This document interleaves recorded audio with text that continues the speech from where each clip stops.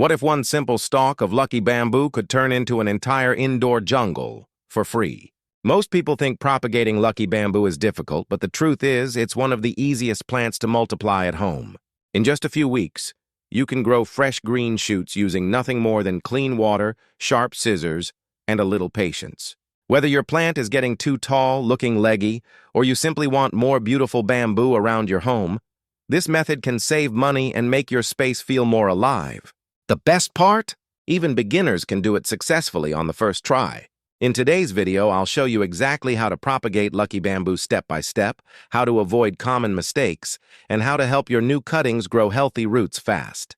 Stay until the end because one tiny mistake with water can ruin the entire propagation process, and most people don't even realize they're doing it. Section 1.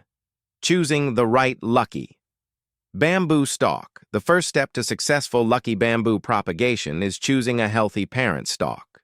A strong plant creates strong cuttings, so never start with yellow, mushy, or damaged bamboo. Look for a bright green stalk with healthy leaves and visible nodes. Nodes are the ring-like sections along the stem where new roots and shoots grow. These are extremely important because propagation will not work properly without them. Choose a stalk that already has side shoots growing from the main stem. These smaller shoots are usually the easiest parts to propagate because they root faster and adapt well to water. Before cutting, clean your scissors or pruning shears with rubbing alcohol to prevent bacteria from spreading into the plant. Dirty tools can introduce disease and cause the cutting to rot before roots even develop. Also, inspect the water if your lucky bamboo is already growing in a vase. Cloudy or smelly water may indicate bacteria buildup. Always start propagation with a healthy environment. Taking a few extra minutes to select the right stalk can dramatically increase your success rate and help your new lucky bamboo grow quickly and beautifully. Section 2. How to take the perfect cutting now. It's time to make the cutting.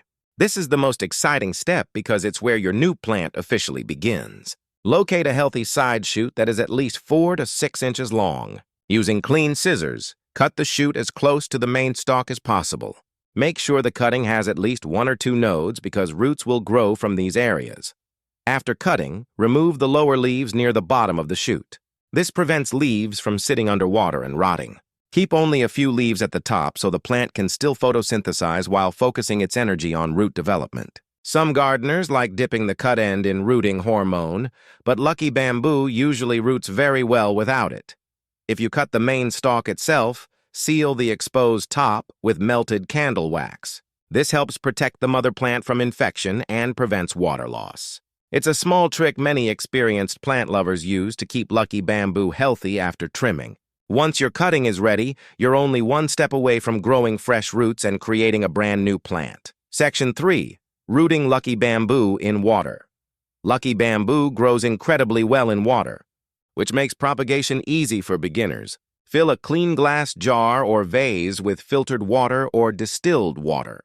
Avoid tap water if possible because chlorine and chemicals can damage delicate new roots.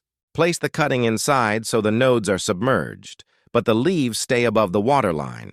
Next, place the container in bright, indirect light. Avoid direct sunlight because intense heat can burn the leaves and encourage algae growth in the water. A spot near a bright window with filtered light is usually perfect. Within a few weeks, tiny white roots should begin to appear from the submerged nodes. Change the water every 5 to 7 days to keep it fresh and oxygenated. Dirty water is one of the biggest reasons lucky bamboo cuttings fail. If the water starts smelling bad or turning cloudy, change it immediately and rinse the container thoroughly. Patience is important during this stage. Some cuttings root quickly, while others take longer depending on temperature and lighting. Once the roots grow about 1 to 2 inches long, your propagated lucky bamboo is officially established and ready for long-term growth. Section 4. Caring for your new lucky bamboo. Plant. After your cutting develops healthy roots, proper care becomes the key to long-lasting growth. Lucky bamboo prefers warm indoor temperatures and moderate humidity. Keep it away from cold drafts, air conditioners, or intense direct sunlight.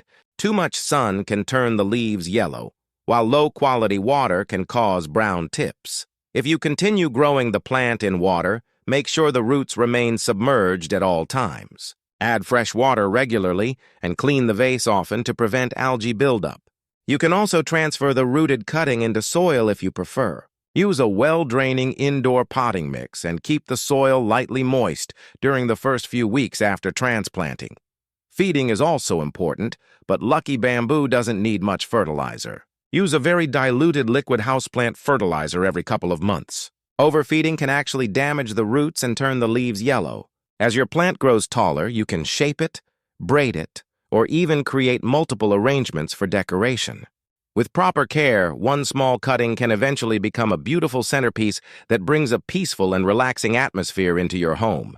And that's how you propagate Lucky Bamboo at home. Simple, affordable, and surprisingly fun. With just a healthy cutting, clean water, and a little patience, you can grow endless new plants to decorate your home or even share with friends and family. Remember, the secret is keeping the water clean, avoiding direct sunlight, and choosing healthy green stalks from the start. If you enjoyed this video, make sure to subscribe and turn on notifications for more easy plant care tips and indoor gardening ideas. Which plant should we propagate next? Let me know in the comments below and I might feature it in the next video. Thanks for watching and I'll see you in the next one.